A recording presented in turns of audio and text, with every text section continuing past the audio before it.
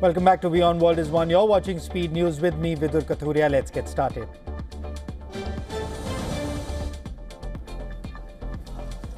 Violent clashes erupted late on Sunday in the ultra-Orthodox city of Bnei Brak as police moved in to disperse protesters opposing military recruitment efforts. At least 22 people were arrested after demonstrators attacked officers, torched police motorcycles and damaged vehicles. The unrest escalated when police had to rescue two female Israeli soldiers who came under attack during a welfare visit that had not been coordinated with authorities.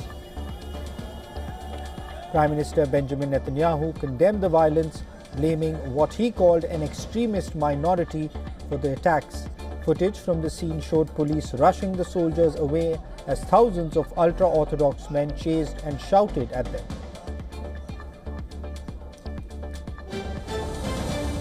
Israeli Prime Minister Benjamin Netanyahu said he told US President Donald Trump that any potential deal with Iran must go beyond halting uranium enrichment and include dismantling Tehran's nuclear infrastructure. Speaking at the annual conference of presidents of major American Jewish organizations, Netanyahu voiced skepticism about the negotiations but insisted enriched material must leave Iran.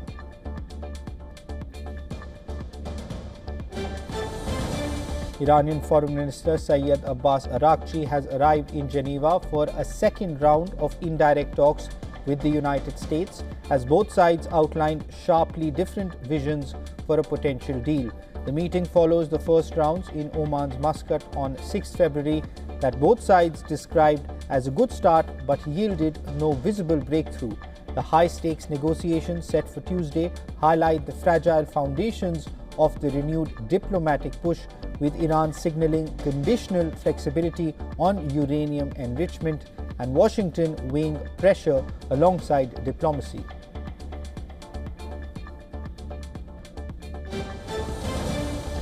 US Secretary of State Marco Rubio has expressed cautious optimism about reaching a nuclear deal with Iran while acknowledging that previous attempts have failed.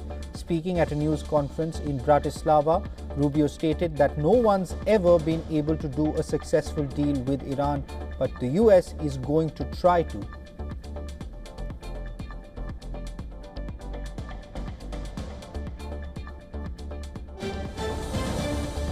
Supporters of Cuba rallied outside the Cuban embassy to denounce a US oil blockade they say has deepened economic hardship on the island.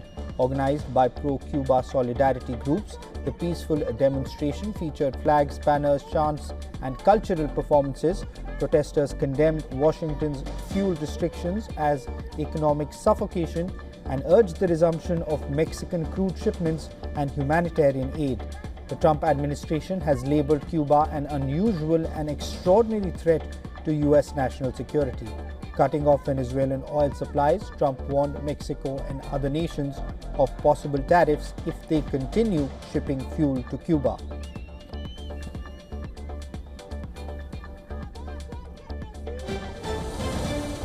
Russia's defense ministry said its forces have captured a village in Ukraine's southeastern Zaporizhia region as strikes left hundreds of buildings in Kyiv without power. Officials noted Russia now controls about three-quarters of Zaporizhia, where battle lines had remained largely static since 2022 until recent advances. Army Chief Valery Gerasimov visited frontline troops and claimed Kremlin forces seized a dozen villages in February despite harsh winter conditions. The announcement comes just days before US-mediated talks with Kyiv in Geneva aimed at ending nearly 4 years of war.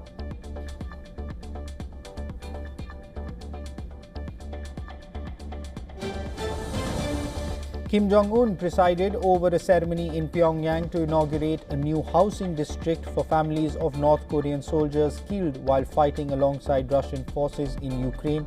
The district is located on Sepyeol Street in a Pyongyang suburb. State media images showed Kim, joined by his daughter Kim Joo-ae, cutting a ribbon, embracing attendees and handing out apartment documents. The event coincided with the 84th anniversary of the birth of Kim Jong-il, Kim's late father, a date celebrated annually in North Korea.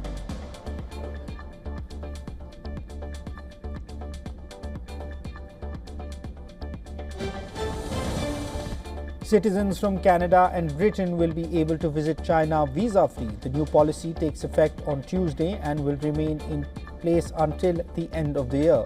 The new visa rule comes close on the heels of visits to China by Canadian and British Prime Ministers. China's Foreign Ministry said passport holders from Canada and Britain may stay in China for up to 30 days without a visa for business trips, sightseeing, visiting friends and family, or exchange purposes. Incidentally, Tuesday marks the start of the Lunar New Year or Spring Festival, China's biggest annual celebration.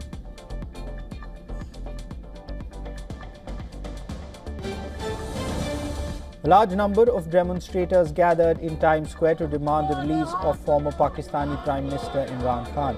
The protest, organized by pro-Khan supporters, drew attention to growing concerns over his health, with participants noting that he has yet to be transferred to a hospital despite repeated calls for medical care.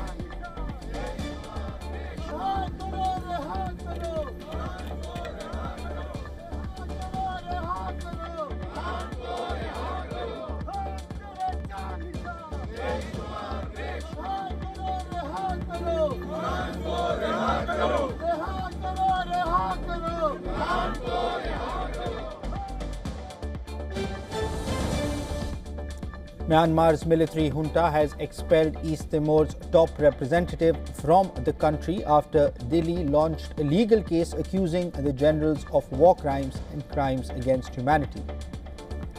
The move makes East Timor the first ASEAN member to take formal legal action against another member. In a statement, Myanmar's authorities said the East Timorese envoy was summoned and given 1 week to leave.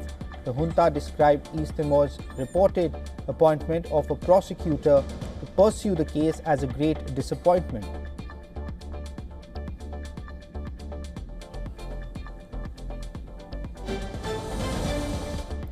Indian Prime Minister Narendra Modi said that India's recent trade agreements with the European Union and the United States were struck from a position of strength, designed to expand global market access for Indian manufacturing and services.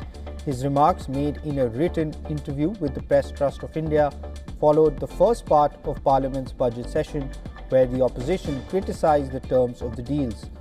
PM Modi defended the agreement as part of a broader strategy to boost India's economic standing internationally.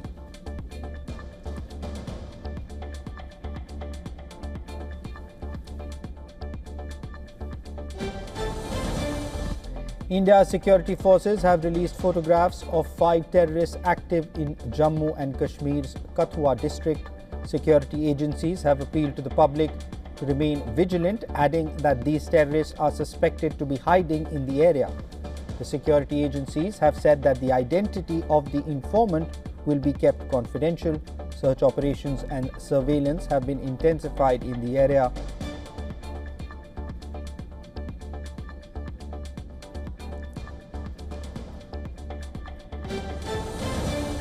Election Commission has suspended 7 West Bengal officials and directed Chief Secretary to initiate disciplinary proceedings against the officers. In a series of letters written to Chief Secretary Nandini Chakraborty, EC directed suspension of 3 officers in Murshidabad, 2 in South 24 Pargana districts and 1 in West Medinipur and Jalpaiguri respectively.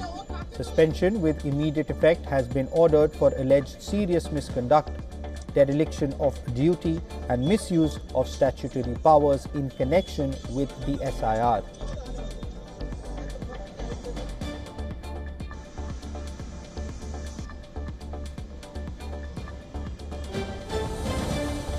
Nepal has officially entered its campaign period for the upcoming parliamentary elections scheduled for March 5th.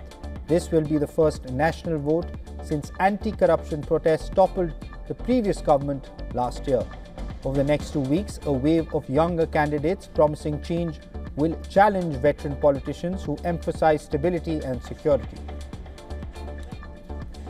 A key contest is expected in former Prime Minister KP Sharma Oli's constituency, where rapper turned mayor Palendra Shah will face him in a head-to-head battle.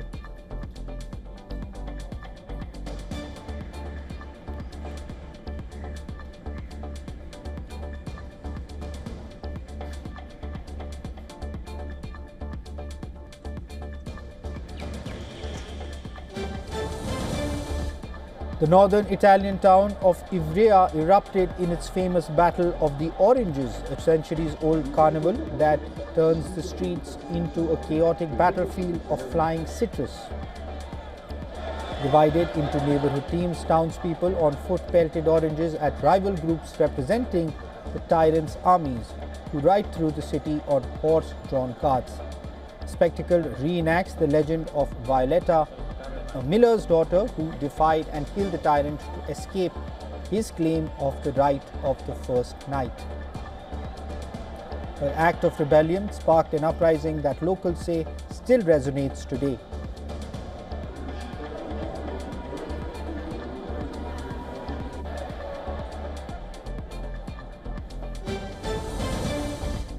In Brazil, Samba School Academios de Niterói opened at the parade at Rio's Samba Drome, paying tribute to President Luiz Inácio Lula da Silva. This is the first time a sitting president has been honored on the famed avenue. The performance marked the start of fierce competition among Rio's top 12 Samba schools, featuring towering floats, thunderous drum sections, and dazzling Samba queens, in what is widely regarded as the centerpiece of the carnival.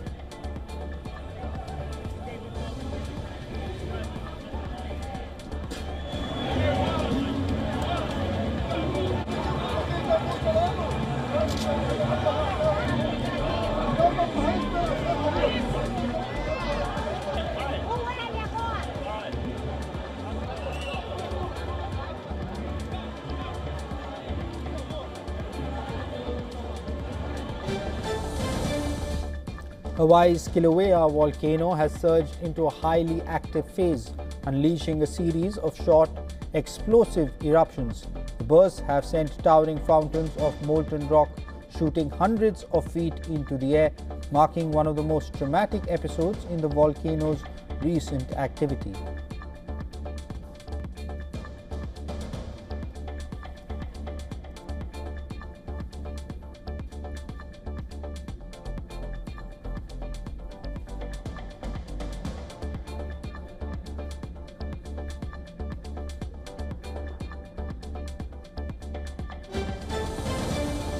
A wild storm has slammed New Zealand's North Island, cutting power to more than 30,000 homes and causing major disruption. Fierce winds and heavy rain forced flight cancellations in and out of Wellington, with Air New Zealand halting services. Authorities have urged people to stay off the roads as schools shut and emergency crews work to clear damage. Train and ferry services were also hit, underscoring the scale of the chaos across the region.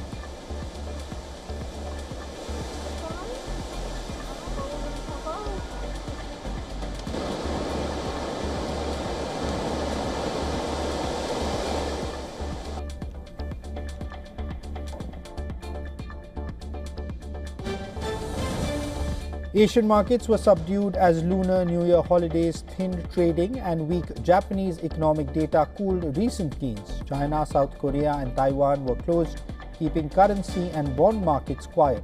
Japan's economy grew just 0.2% annualized in the fourth quarter, well below forecasts. Underscoring challenges for Prime Minister Sanae Takaichi's and bolstering expectation for more fiscal stimulus. The Nikkei still edged up 0.2% after a 5% jump last week, while MSCI's Asia Pacific ex-Japan index rose 0.4%. Investors are now focused on Friday's US GDP and global manufacturing data. In the US, earnings continue with Walmart in focus as a gauge of consumer strength.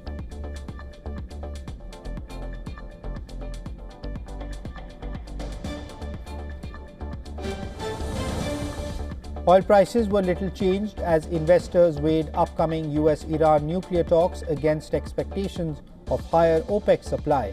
Brent crude edged up to around $67 a barrel. Both benchmarks fell last week after President Donald Trump said Washington could strike a deal with Tehran within a month. The two sides are set for the second round of talks in Geneva on Tuesday, aiming to ease long-running tensions over Iran's nuclear program.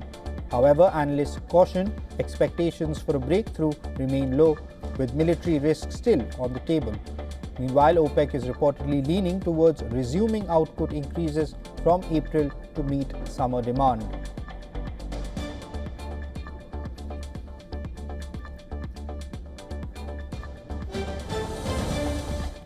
Gold prices fell more than 1% as thin holiday trading and profit-taking weighed on the market.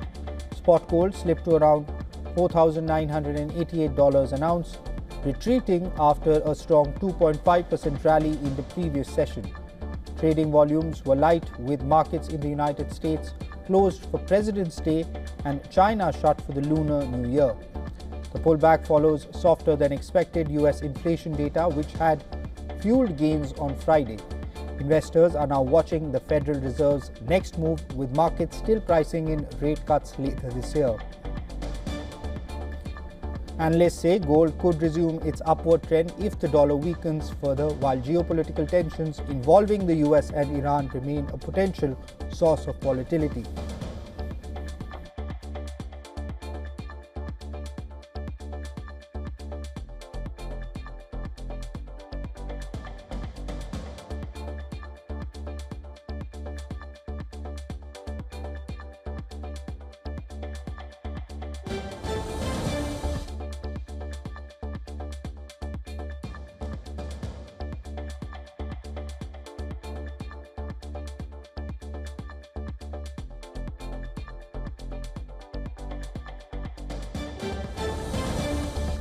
Uber plans to expand its delivery business into 7 new European markets this year. The move targets the Czech Republic, Greece, Romania, Austria, Denmark, Finland, and Norway. The company aims to generate an additional $1 billion in gross bookings over the next 3 years.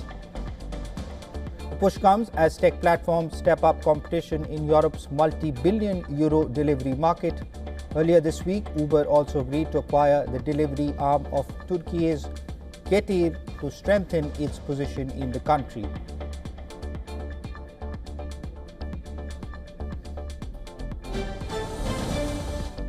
India is set to host a major global artificial intelligence gathering starting today in New Delhi. Prime Minister Narendra Modi will inaugurate the India AI Impact Expo at Bharat Mandapam this evening. The 5-day event will run alongside the India AI Impact Summit, positioned as the first big global AI meet in the Global South. The program will focus on people, planet, and progress, pushing for inclusive and sustainable AI development. More than 300 exhibitors, 600 plus startups, and delegations from over 30 countries are expected to participate.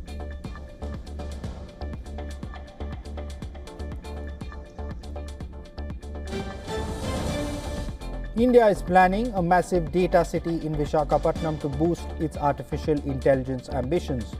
Andhra Pradesh IT Minister Nara Lokesh says the project will power the country's digital and AI infrastructure at scale. The hub has attracted investment pledges worth $175 billion across 760 projects. Google is set to build its largest AI infrastructure facility outside the US in the city.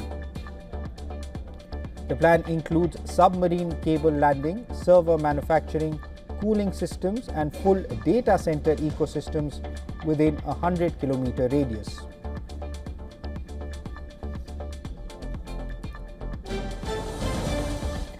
India continued their dominance over Pakistan at the T20 World Cup. The reigning champions thrashed their arch rivals by 61 runs in Colombo. Put into bat first, India rode on Ishan Kishan's 40-ball 77 to post 175 for 7, their highest score against Pakistan at the T20 World Cup. In reply, Pakistan got off to the worst possible start and lost Sahibzada Farhan off the 4th ball. Jasprit Bumrah then scalped 2 wickets in the next over as Pakistan slipped to 38 for 4 inside 6 overs. It was always going to be a mountain to fall to climb for the 2009 champions as they folded for 114 in 18 overs. India now boasts a 8-1 head-to-head record against Pakistan in T20 World Cups.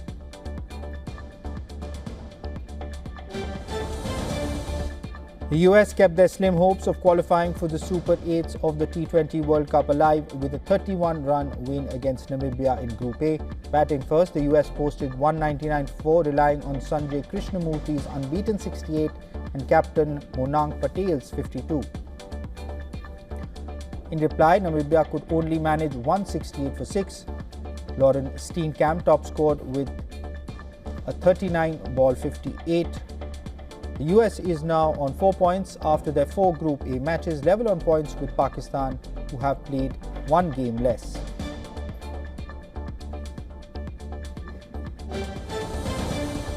The West Indies continued their fine start to the T20 World Cup with a 3rd consecutive win. The 2-time champions beat Nepal in Mumbai to knock out their opponents and officially booked their place in the Super 8. West Indies were brilliant with the ball after opting to field first. They restricted Nepal to 133 for 8, with Dipendra Airy's 58 going in vain. West Indies had no trouble chasing down that target. In fact, they did so in just 15.2 overs. Despite showing signs of encouragement, Nepal will now only pay for pride when they take on Scotland in their final group game.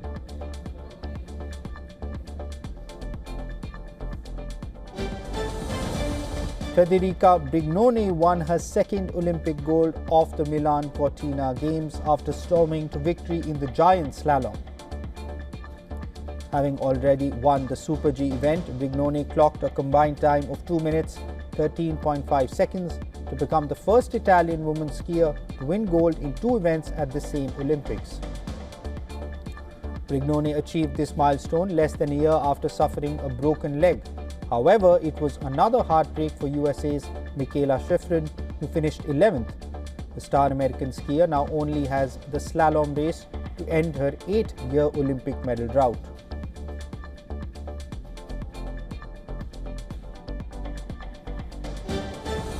In India, the Sunny Deol starrer continued to draw crowds after weeks of its release. Border 2 earned a staggering $56.4 million globally by its 4th week. The film has now officially attained the blockbuster status. It has become the highest-grossing Indian film of 2026 so far.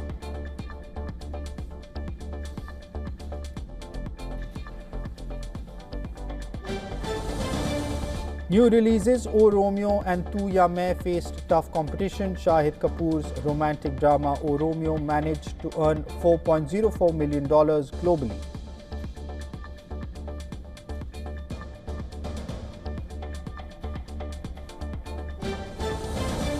The survival thriller Tu Ya Main struggled to find its footing. The movie starring Shania Kapoor and Adarsh Gaurav managed to earn just $321,000 from both domestic and international markets.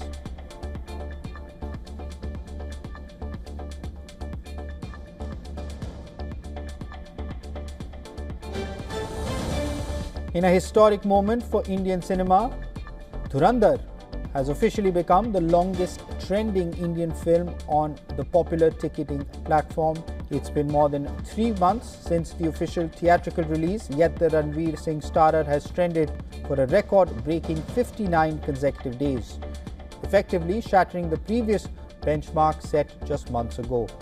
The film has managed to beat the record of other Indian blockbusters such as Chhawa, Stree 2, Pushpa 2 and Jawan. Even in its 10th week, Dhurandhar continues to draw audiences to the theatres.